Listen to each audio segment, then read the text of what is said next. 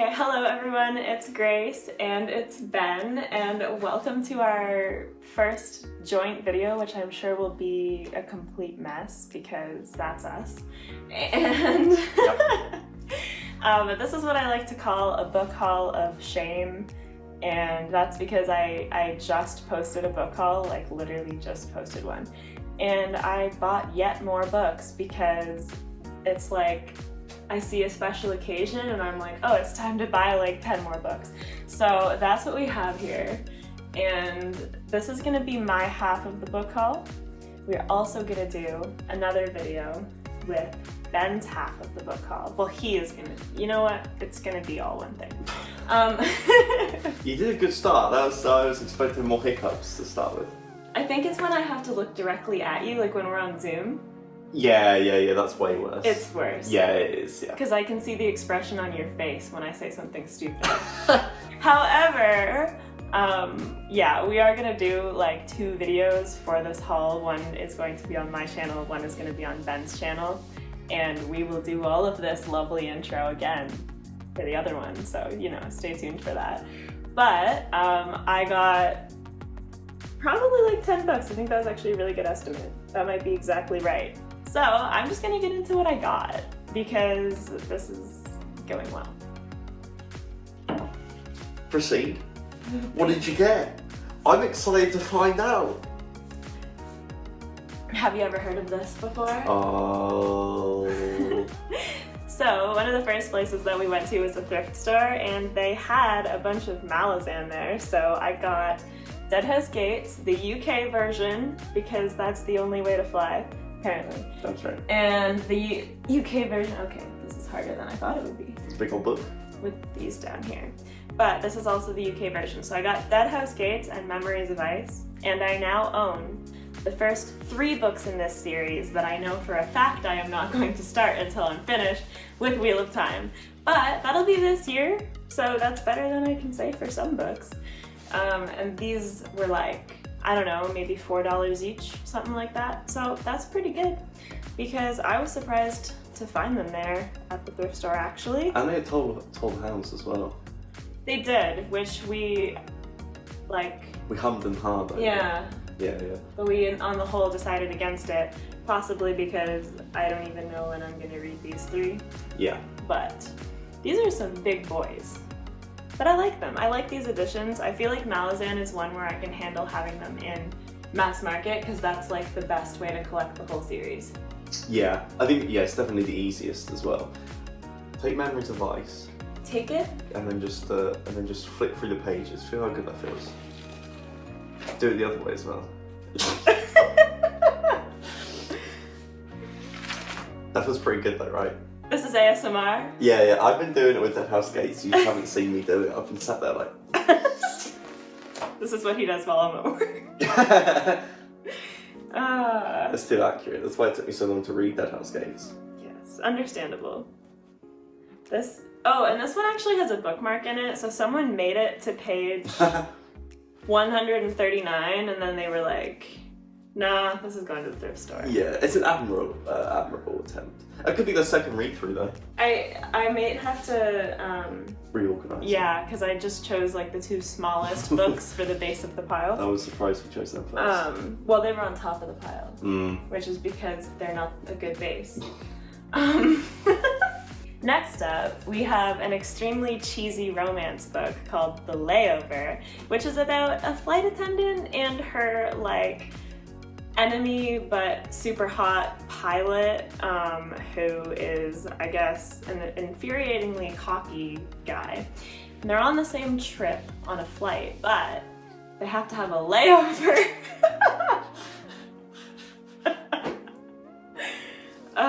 What a tonal whiplash from Malazan to The Layover. When mechanical problems turn a quick stop at the Belize airport into a weekend layover at a luxury resort in paradise, all the rum punch in the country can't drown out her annoyance. Yet the more time Ava spends with him, the more she second-guesses what she knows about him, and whether she truly wants her feet on the ground or her head in the clouds. Oh.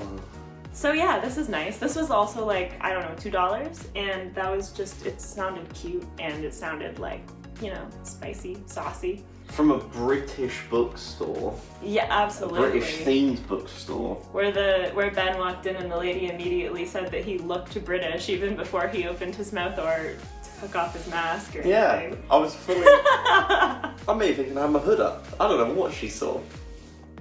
I exude Britishness. Yes. Are you really doing it that way? I was going to say, you're a mad woman. You're the very essence of British. I am.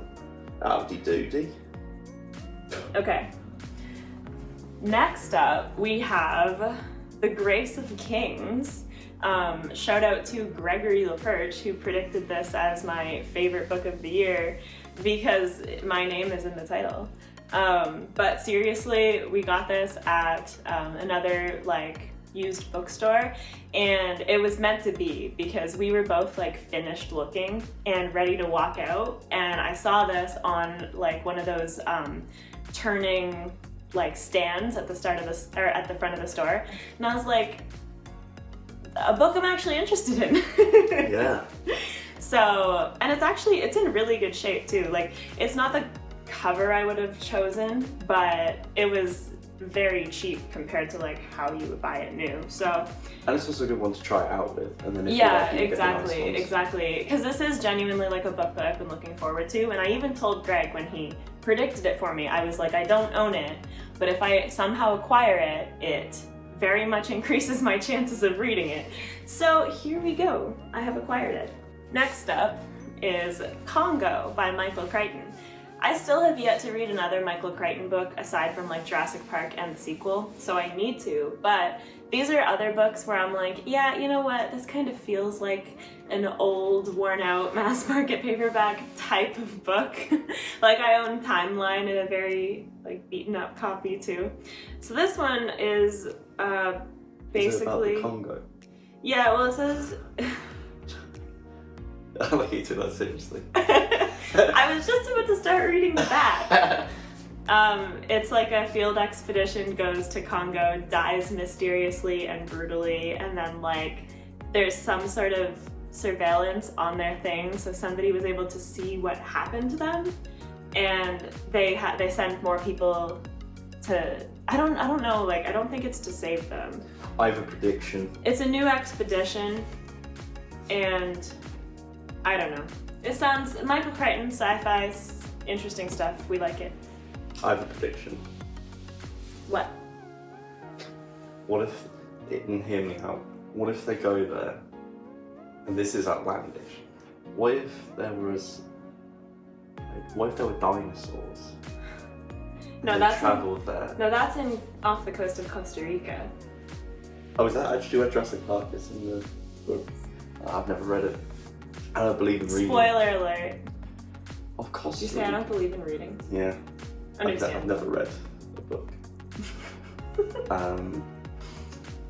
However, that does sound like it could easily be the setup to Jurassic Park. Yeah. Expedition goes somewhere, finds something, they don't know what it is. I'm gonna assume that it has something to do with monkeys. Well, I'm also gonna say that, but what I mean is if you went in cold and didn't know the title to either, maybe you wouldn't know which one's which for a while. You know what I mean? You never read it before. And the setup's just they go somewhere, or what is it? I mean... Unless the first page is, welcome to Congo, lads. Only prejudice and a trick of the Mercator projection prevents us from recognizing the enormity of the African continent. Damn, I was pretty close. Yeah, but people don't necessarily know where Jurassic Park takes place. Or Africa. People don't know where Africa takes place. No, I just don't think people know where Africa is. Oh, well, yeah, fair enough. It's below Europe? Whoa! Okay, next up we have the best book ever, which is a gift from my lovely friend Mallory, who is from Mississippi, who, so basically my point is we exchanged gifts through, the mail. So I received this, and I really love that she knows that I love books, and she just bought me a book called Canada, because I don't know what it's about. I don't think that she knows what it's about. It didn't seem like I also don't really want to know what it's about. I'm just gonna be like, Canada. Cool. You know what I mean? I understand completely. Do you want to show his delightful image? This is the man who wrote Canada. He's pretty cool. a novel by the winner of Pulitzer Prize. Of the Pulitzer Prize. I was like, why'd they write it like that? But they didn't, I just read it like that. Okay. They're getting close to me. Are you gifting them to me? No, I need 2 rows. Oh, you're very cool. We have 4 books left, okay? Oh. So, next up, and this is one that I'm very excited about, is Something Wicked This Way Comes by Ray Bradbury. Honestly, I don't even really know what this is about, aside from being pretty sure that it's about like a circus. It's like some kind of fun show. And I just have like had this urge to read this book for so long. Like, I wanted to buy this the last time you visited. Yeah, we couldn't find it. Like, you can find it more likely in like Ray Bradbury collections, and a bunch of the collections are extremely expensive, and I don't want to read like everything by him immediately. So I found this in paperback finally as just itself and like bought it immediately. So yeah. Also, I think that this cover is pretty cool. It is pretty cool. I think that it gets the vibes, although maybe not the like horror vibes as much. But yeah. I think also the colour scheme would go well if you had like a copy of Fahrenheit 451 or something. Like the red and white, it will light off white. This is very true. Yeah, this just sounds like really cool horror. Hell yeah. And you don't have to buy 114 books in one binding to read it. Exactly. Which is always a plus. The next 2 are like together because the first one is this, and well, no, I mean, people who I've talked to and people who have like been following my channel for a bit, I feel like have heard me talk about how I really want to read Mask of Mirrors, especially because so many people have really like raved about it, and I feel like I'm really gonna like it.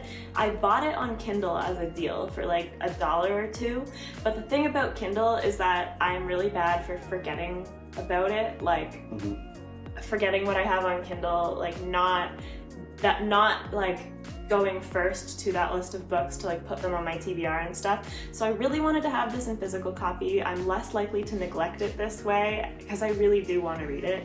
So this is definitely going to make me read it sooner. And I just figured, because like why the heck not, to like also get the second book. What a rebel. Because I think that the Rook and Rose series sounds really cool. Also, they have really pretty covers. They're very attractive books. They're the type of paperbacks that I like. Yeah, you are a big fan of the floppy. The Orbit ones. Like the Orbit ones in particular, they feel different. They're like text. Oh, that does feel nice. Yeah. Also, it's not.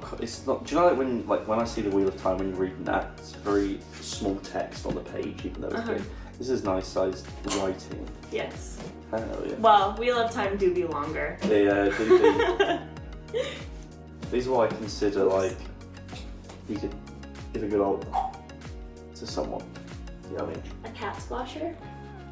A cat squasher? That's just barbaric. On the Reddit fantasy bingo card, like one of the squares is cat squasher. Oh, I remember that. Because it's 500 plus pages, and then lion squasher is like 800 plus pages. So. This says a lot about Reddit. And then we're kind of switching gears again. Actually, we are switching gears again. And that is Migrations by Charlotte McConaughey. And this is I think more like literary fiction. It just sounds really interesting. This is like maybe slightly outside my comfort zone, but I've heard really good things about it from, I think, various like booktubers. I think Books and Lala is one that really liked this one, and she did a video on reading booktubers' favorites from 2021 that she thought had similar taste to her. And when she was going through other people's videos, there were a lot of other people that were saying positive things about this. And I don't necessarily remember who those people are, but it caught my attention. And I saw it in the store, and it's also my favorite color. Yeah, that is a nice little cover. It do be pretty, and it's basically about this woman who, like, she's referred to as a wanderer, but I think that she has this, like, what word am I looking for? No, like, I was getting the impression that she is some sort of scientist because, like, why else would her goal be to, like, track the last flock of this bird and track their migration? She's just a bird watcher. She's really into the hobby. She's really What's the bird science? Is it ornithology or something like that? Oh! I should know this. Because Charlie Kelly is an expert on bird law in Always Sunny in Philadelphia. God. So I should know that, so I apologise. Yeah, it's your fault. It is. But anyway, it's this woman who is a wanderer, but she goes to, like, the Arctic. She goes to Greenland. She wants to track the last flock of Arctic terns. And she kind of, like, convinces this ship to take her on, like, forms relationships with the crew. And she has a dark history that begins to unspool along her journey. So that's all I know. And it sounds cool. So I don't know. Maybe this wasn't the best book to end on since I know nothing about it. I'm very interested because, not gonna lie, if you take out, you know, the whole point of the book. If you take out the idea of tracking the what's it called? Well, if you take the idea of tracking something and ignore the fact that they're tracking birds, this could well be Frankenstein. Like not even like jokingly. Maybe it's like loosely inspired by Frankenstein. I don't know. Now I'm interested. Why? Steal it? Oh, that's a cool. Have you seen that? Ooh. Yeah, very cool. I do love little details in books. Oh my god. Sure, I just went hot all over them. I was gonna bust it. Oh. On that note, this is my stack of books. Honestly though, I'm like, in terms of monetary value, I think I did pretty well. Like, I bought some new books, like I bought these new, but like all of these were, well, this was a gift, and all of these were from like thrift or used bookstores, so I feel like I did really well to find them. So I'm very happy. I'm also very, very excited about like these. Something Like This Way Comes, and then the Rook and Rose series. So I'm very excited in general. So behold, this is my stuff.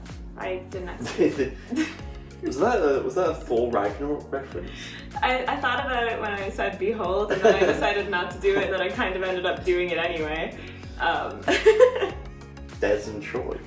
So anyway, this is my stack. And I'm very happy, and thank you for your thank you for your input. I didn't say a lot. That's okay. Well, maybe I did, and Grace cut it all. Yes. She was like, you'll never know. Yeah. Anyway, I really hope that you liked this video. Like if you did like it, subscribe if you want to see more content from me. I'm also gonna leave Ben's channel and his version of this video linked in the description, so go check that out. Yeah, maybe I'll have to come back in 2 months and add it to my video description. But nevertheless, thank you so much for watching. I post new videos every Monday and Thursday, and I hope that you have a fantastic rest of your day. Bye! Bye!